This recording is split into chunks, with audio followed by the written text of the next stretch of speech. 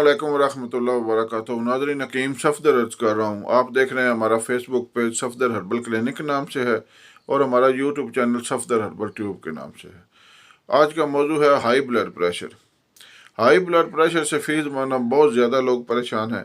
तकरीबन 80% लोग जो हैं वो ब्लड प्रेशर की गोली खाते हैं, यानी ब्लड प्रेशर को कम करने के लिए। आज आपको हाई ब्लड प्रेशर को कंट्रोल करने के लिए एक इंतहाई मुख्तसर और लाजवाब नुस्खा बता रहा हूँ। नुस्खा समात फरमाएं। आपने लेना है लहसुन पाउडर, यानी थोम का सफूफ, और उसके अंदर आपने शामिल करना है छोटी चंदन और बाल छड़। ये तीनों चीज़ें आपने लेनी है हम वज़न।